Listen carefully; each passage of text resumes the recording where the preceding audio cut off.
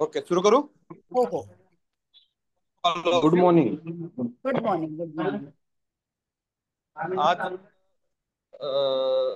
आपल्या या सत्राचा काय म्हणतात त्याला, फॅकल्टी एक्सचेंज प्रोग्राम चा चौथा दिवस आहे. आजच्या दिवशी वर्षा जपे मॅडम, ज्या धरमपेठ महाविद्यालयामध्ये प्राध्यापक म्हणून कार्यरत आहे, त्या आज टॉलरन्स इन मल्टीकल्चर सोसायटी या विषयावर आपले व्याख्यान देणार आहे. मी मॅडमला अशी विनंती करतो की त्यांनी आपला विषय वेळ न घालवता लगेच सुरू करावा. धन्यवाद सर.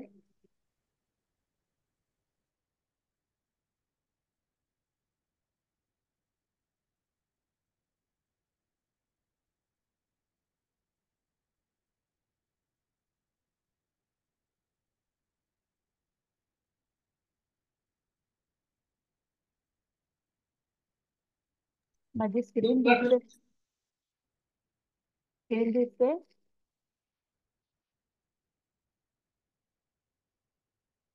दिसते ना? ओके. Okay okay. हा, ठीक.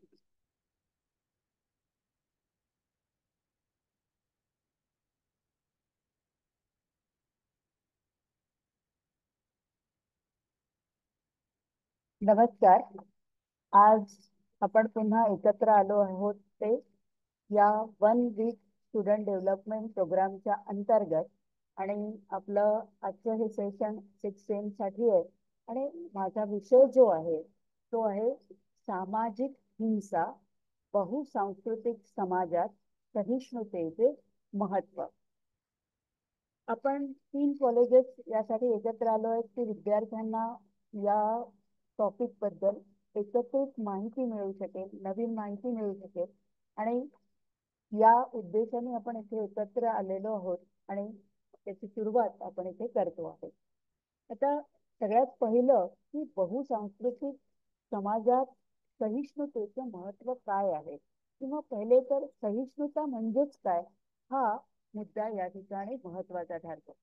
त्यामध्ये सगळ्यात पहिलं, सहिष्णुता म्हणजे वेगवेगळ्या विचारसरणी, श्रद्धा, संस्कृती, जीवन पद्धती यांचा आपल्याला सन्मान करता आला पाहिजे. सन्मान जर करता आला नाही तर, आणि सन्मान आणि स्वीकृती ही दोन्ही गोष्टी महत्वाच्या. कारण माझंच बरोबर आहे असं जेव्हा वाटत असतं त्यावेळेला आपण दुसऱ्याच्या कुठल्याही संस्कृतीचा म्हणा किंवा धर्माचा म्हणा, आपण कधीही चांगला विचार करू शकत नाही. आणि त्यामुळे सगळ्यांच्याच बाबतीत आपल्या मनामध्ये एक सन्मान आणि स्वीकृती असणं गरजेचं आहे. आता बहुसांस्कृतिक जे समाज आहे त्याच्यामध्ये कुठल्या कुठल्या गोष्टी महत्वाच्या ठरतात, तर जाती, धर्म, पंथ या सगळ्या, आणि जीवनशैली, जी जी जीवनशैली प्रत्येकाची असेल त्यानुसार या सगळ्या गोष्टी या संस्कृतीचा भाग असतात. आणि या संस्कृतीचा सगळ्यांनी एकमेकांनी एकमेकांच्या समाजा संदर्भात एक आदर दाखवणं अत्यंत गरजेचं आहे. जर आदर नाही दाखवला तर वाद होतात आणि परिस्थिती ही बरेचदा असहनीय होऊन आपलं राहणं जे असतं, जीवनमान जे आपलं आहे ते जीवनमान आपलं बिघडतं. आणि त्यामुळे या ठिकाणी आपल्याला एका समाजात राहताना अनेक संस्कृतींचा आदर करणं अत्यंत गरजेचं आहे. हे राजकीय आणि सामाजिक दृष्टिकोनातून म्हणजे तत्वज्ञानाच्या दृष्टिकोनातून याचं महत्व काय आहे ते आपण इथे समजून घेणार आहोत. सामाजिक तत्वज्ञान जे आहे त्याच्या नुरूप सहिष्णुतेचा जेव्हा विचार होतो तेव्हा अनेक तत्ववेत्यांनी त्याच्या व्याख्या किंवा त्याचं स्वरूप आपल्याला सांगितलेलं आहे. त्यात सगळ्यात महत्वाचा मुद्दा आहे तो म्हणजे संघर्ष सिद्धांत. आता मार्क्स जो आहे, मार्क्सच्या मते समाज हा संघर्ष आणि सत्ता या संबंधावर आधारलेला आहे. आता संघर्ष म्हणत असताना त्यांनी अनेक उच्च नीच किंवा आर्थिक दृष्ट्या असणारे या सगळ्या गोष्टींनी तिथे विचार केलेला आपल्याला दिसतो. पण त्याचबरोबर संस्कृतीचा सुद्धा विचार या ठिकाणी त्यांनी केलेला आपल्याला दिसून येते. त्यामुळे काही गट इतरांवर सत्ता गाजवण्यासाठी सांस्कृतिक किंवा धार्मिक तत्वांचा गैरवापर करताना आपल्याला दिसून येतात. आणि हे जे सांस्कृतिक किंवा धार्मिक दृष्टीने गैरवापर होतो त्यामुळे समाजाचं निश्चितच नुकसान होतं. आणि आपल्याला माहिती आहे की अनेकदा त्याच्यामुळे हिंसा, दंगल आणि राष्ट्राचं तर नुकसान होतच, व्यक्तीचं पण होतं, समाजाचं पण होतं. आणि त्यामुळे या गोष्टी जितक्या जास्तीत जास्त टाळता येतील, कारण समाजाची जर प्रगती करायची आहे तर या गोष्टी टाळणं अत्यंत गरजेचे आहे.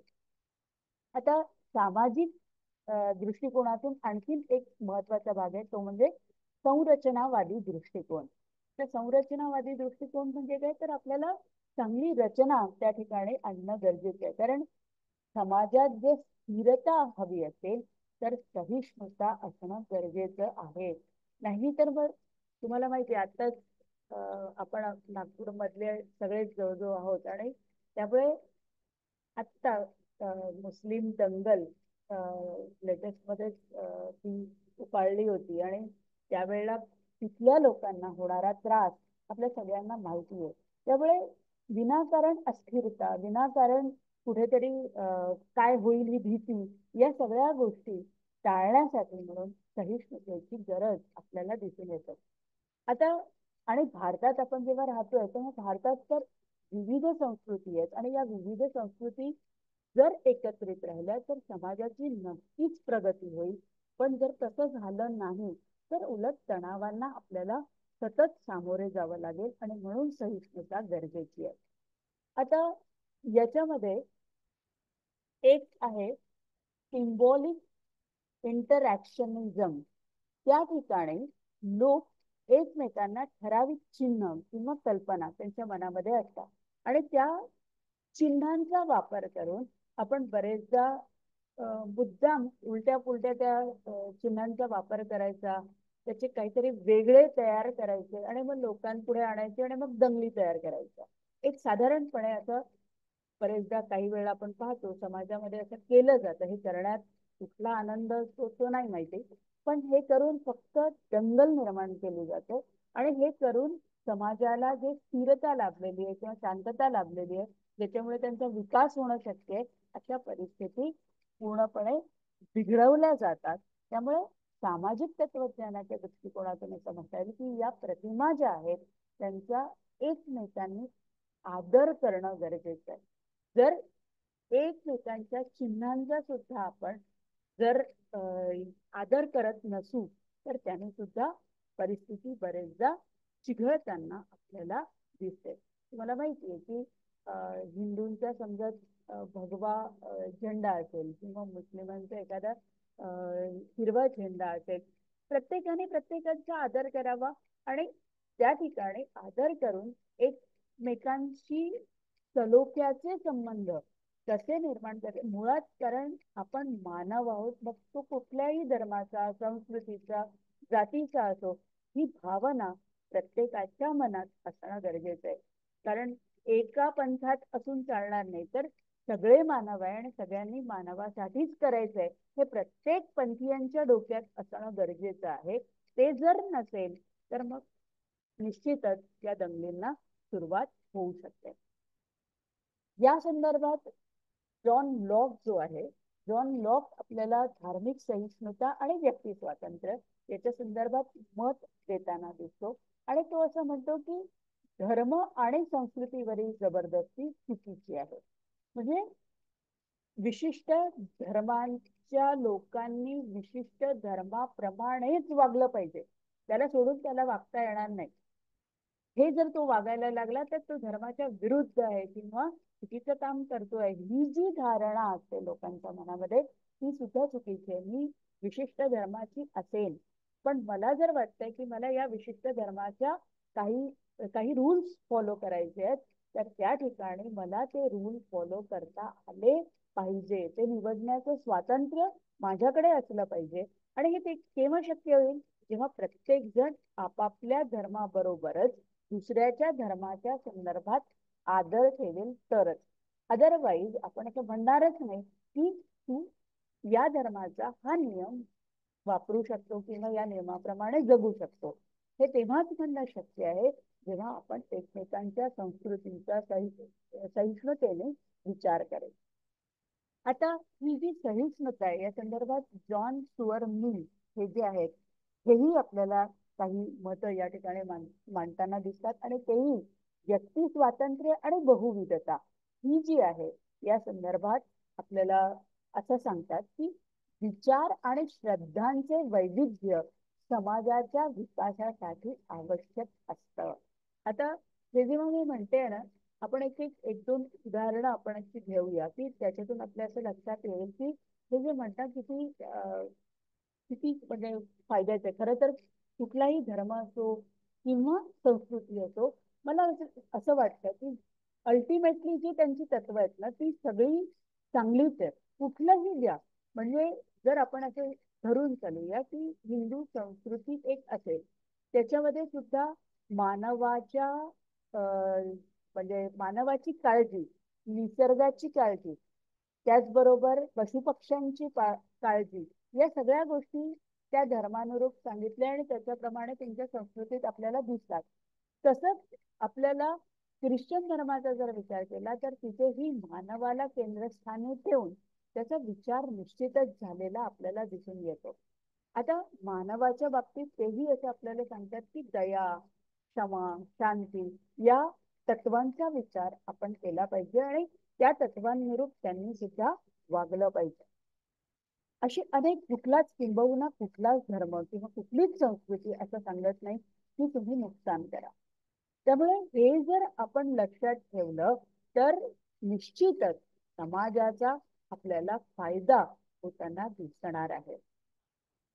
त्यातही जेव्हा आपण विशेषत्वाने जेव्हा मी आता सर या दोन संस्कृतीचं नाव घेतलं, असे अनेक संस्कृती आहेत. गिरीश देशातली संस्कृती आपण भारतीय सोडून दिले आणि पाश्चात्यांकडे गेलो तर तिथे सुद्धा व्यक्तीला महत्व देऊन त्या ठिकाणी त्याचाही विचार आणि समाजाचाही विचार केलेला आपल्याला दिसून येतो.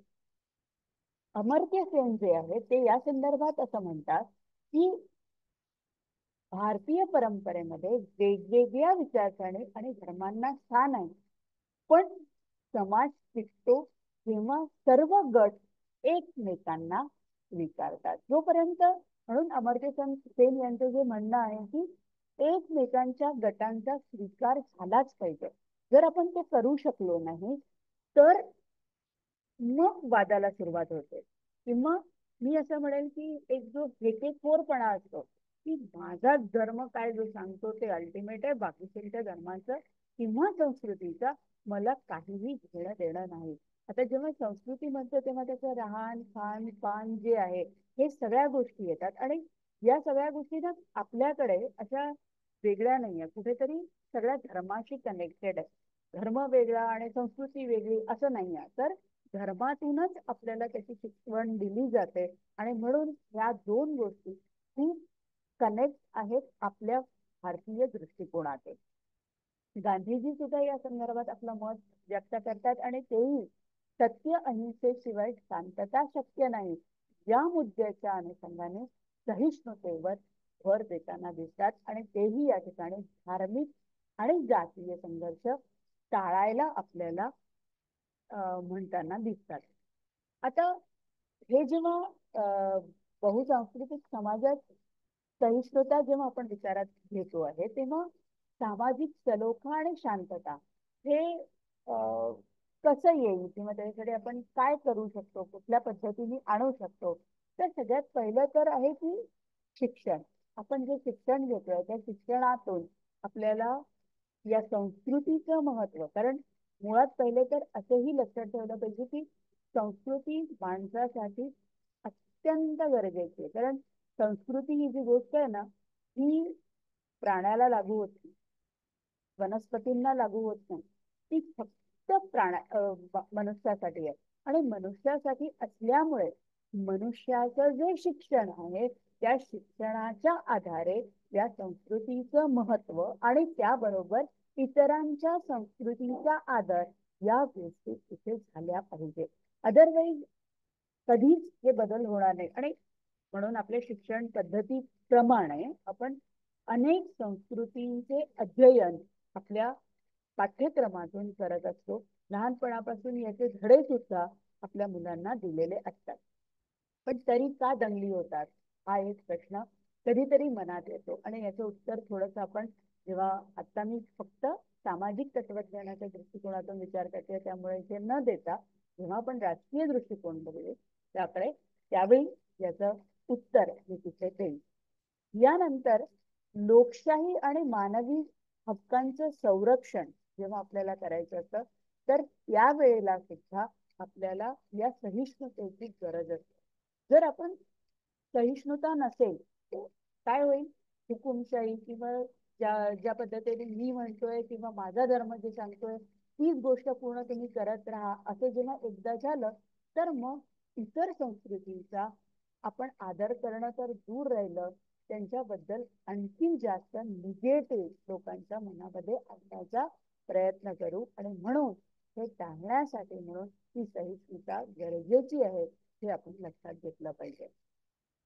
आर्थिक आणि सांस्कृतिक विकास हा सुद्धा खूप गरजेचा असतो, कारण समाजाला जर डेव्हलप करायचं आहे, त्याला विकसित करायचं आहे, तर त्या ठिकाणी या गोष्टींची गरज आपल्याला दिसून येते. म्हणून जेव्हा विविध संस्कृतीच्या सहिष्णुतेमुळे समाज हा नवीन कल्पना, प्रयोग या हे सुद्धा करू शकतो. कारण मला ही संस्कृती छान वाटते, ती पण संस्कृती छान वाटते, ती संस्कृती छान वाटते, मी काय करेन, यातला एखादा हा पॉइंट दुसऱ्या याच्यातला दुसरा आणि तिसऱ्या याच्यातला तिसरा असे तीन कलेक्ट करून मला जे छान वाटतंय ते मी माझ्या वर्तनातून दाखवू शकते, आणि ज्यातून आणखीन चांगली प्रगती होऊ शकते. आणि म्हणून या ठिकाणी सगळ्या संस्कृतीचा आदर करणं फार गरजेचं आहे, नाही तर हे शक्य होणार नाही. समाजामध्ये समरसता आणि एकात्मता या गोष्टी खूप गरजेच्या असतात, कारण या जर नसतील तर आपण एकत्रच राहू शकणार नाही. साधं आहे, एक समाज त्यावेळेलाच बनतो जेव्हा त्यांच्यामध्ये काहीतरी घटक समान असतात, सारखे असतात, तेव्हा ते एकत्र येतात. आणि म्हणून एकत्र येण्याच्या दृष्टिकोनातून जर आपण ही समानता विशिष्ट 4-5 घटकांपुरतीच न ठेवता जेव्हा आपण इतरांमधलीही शोधली, तर हा समाजाचं जे रूप आहे, जे छोटस रूप आहे, ते निश्चितच विश्वरूपामध्ये जाऊ शकतं. आणि म्हणून या पद्धतीने समाजामध्ये समरसता असणं गरजेचं आहे, हे आपण लक्षात ठेवलं पाहिजे. भाषा झाली, इतरांच्या भाषांचे आदर खूप गरजेचे आहेत, की नाही ही भाषा काय तर आमची चांगली आहे, ही भाषा काय तर कमी आहे, ही भाषा त्याला काही अर्थच नाही, या पद्धतीने जर आपलं वागणं असेल तर तिथे सुद्धा प्रश्न निर्माण होतात, वाद निर्माण होतात, ते आपण टाळू शकतो. आता या संदर्भात कायद्याने काय काय केलंय किंवा कुठली कुठली धोरणं आपल्या समोर आलेली आहेत, तर या ठिकाणी सर्व नागरिकांना एकतर समान हक्क दिलेले आहेत. कुठलाही असो, त्याने कुठल्या त्याची जी संस्कृती असेल त्या संस्कृतीप्रमाणे तो वागू शकतो. इतरांना त्यांनी वागू नये असं सांगू तो शकणार नाही. तसंच धर्म, जात, लिंग यावर आधारित भेदभाव यास बंदी आहे. म्हणजे कोणीही या पद्धतीने वागू शकणार नाही की हा उच्च हा नीच, किंवा यांनी समजा एखाद्या विशिष्ट धर्माचा तो असेल तर तो त्याच्या पुरतीचा नियम आहे, समाजात तो त्याच्या घरापुरतीचा नियम आहे असं जास्त म्हणणं बरोबर होईल. जेव्हा तो समाजात येईल किंवा घराच्या बाहेर येईल तेव्हा सगळ्यांसाठी नियम हे एकसारखे असतील, मग तो कुठल्याही धर्म, जाती, पंथ यातला कुठलाही असेल तरीही. त्यामुळे या गोष्टी इथे महत्वाच्या ठरतात. प्रत्येक व्यक्तीला आपला धर्म स्वीकारण्याचा आणि त्याचा प्रचार करण्याचा सुद्धा अधिकार आहे. आता प्रचार करण्याचा अधिकार आहे हा जेव्हा मी मुद्दा मांडते तेव्हा माझा प्रचार करणं इज डिफरंट, पण याचा अर्थ दुसऱ्यांना आपल्यात घ्या कारण आम्हीच वेगळे आहोत हे करणं खरं तर अलाउच नाही. या नियमाप्रमाणे ते आपल्याला कुठेही अलाउ करता येत नाही. पण काही यात ते केलं जातं, याचं कारणच मुळात आहे की तिथे कुठेतरी सहिष्णुतेचा अभाव आपल्याला दिसून येतो. तसंच संयुक्त राष्ट्रसंघाने सुद्धा 1995 साली सहिष्णुता वर्ष घोषित केलेलं आपल्याला दिसून येतं. आणि त्यामुळे त्यांनी शिक्षणासाठी विशेष धोरणं या सहिष्णुतेच्या संदर्भात आखली आणि राबवलेली सुद्धा आपल्याला दिसून येतात. मग ती धार्मिक सांस्कृतिक कुठल्याही बाजूची सहिष्णुता असेल त्या संदर्भात त्यांनी काम केलेलं आपल्याला दिसून येतं. मी अगोदरही बोलले होते की सहिष्णुतेचा अभाव जर असेल तर काय काय होऊ शकतं. मी त्यामुळे मी बोलले होते धार्मिक दंगली आणि जातीय दंगली हा त्याचा सगळ्यात मोठा परिणाम आहे. त्यामुळे समाजामध्ये खूप मोठ्या प्रमाणात अस्थिरता निर्माण होते आणि ही जी अस्थिरता असते ही व्यक्तीला तर त्या ठिकाणी अस्थिर करतेच, समाजालाही करते आणि प्रगतीला सुद्धा अडथळा आणते. कारण शांत असताना आपण जे काम करू ते अस्थिर असताना निश्चितच करणार नाही आणि त्यामुळे इथे त्याचे परिणाम सर्वत्र पाहायला आपल्याला दिसून येतात. मानवी हक्कांचं उल्लंघन सुद्धा करतो. कारण दंगली म्हटल्यानंतर जाळ पोळ ज्याची वस्तू नाही त्याची वस्तू ओरबाडणं किंवा घेणं लुटणं या सगळ्या गोष्टी या दंगलींच्या निमित्ताने होतात आणि म्हणून या गोष्टी आपण टाळल्या पाहिजेत हे या ठिकाणी महत्वाचा मुद्दा आहे. थोडक्यात काय तर सहिष्णुता ही बहुसांस्कृतिक समाजाच्या अस्तित्वासाठी प्रगतीसाठी अत्यंत महत्वाची आहे. शिक्षण कायदा सामाजिक संवादाच्या माध्यमातून सहिष्णुतावाद वाढू नये किंवा त्याच्यावर जास्त नियंत्रण ठेवता येईल त्या पद्धतीने काम केलेलं आपल्याला दिसून येतात. राजकीय दृष्टिकोनातून जेव्हा मी म्हटलं तर राजकीय तत्वज्ञानाच्या दृष्टिकोनातून ही जी सहिष्णुता आहे किंवा या गोष्टी आहेत त्याच्याकडे कसं पाहिलं जातं. खरं तर राजकीय दृष्टिकोनातून म्हणत असताना मी जेव्हा कायदे असं म्हटलं तेव्हा तो मुद्दा तिथे आलेला आहे.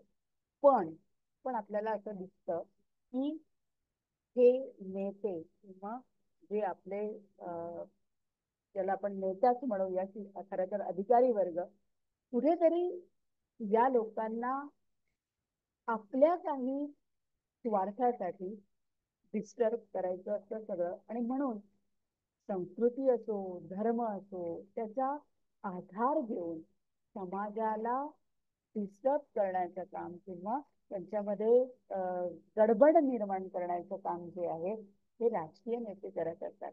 हे राजकीय नेते जेव्हा करतात निश्चितच प्री प्लॅन्ड असतं तेही असे विनाकारण करत नाहीत. कारण त्यांचंही काहीतरी त्याच्या मागच्या मोठी असतोच आणि ते करण्यासाठी समाजातल्या काही अशिक्षित किंवा खऱ्या अर्थाने ज्याला या संकल्पना समजलेल्या नाहीत अशा लोकांना एकत्रित करून या दंगली निर्माण केल्या जातात आणि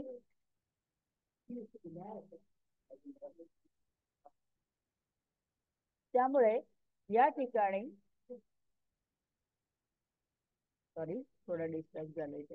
त्यामुळे या ठिकाणी आपण एक लक्षात ठेवलं पाहिजे की हे जे प्री प्लॅन केलं जातं त्याच्यामध्ये त्यांचा उद्देश असतो आणि तो उद्देश आपण लक्षात घेऊन समाजाने या गोष्टी टाळणं अत्यंत गरजेचं. जर नाही टाळलं तर समाजाचंच यात नुकसान आहे, अजून कोणाचंही या ठिकाणी नुकसान नाही हे आपण लक्षात ठेवलं पाहिजे.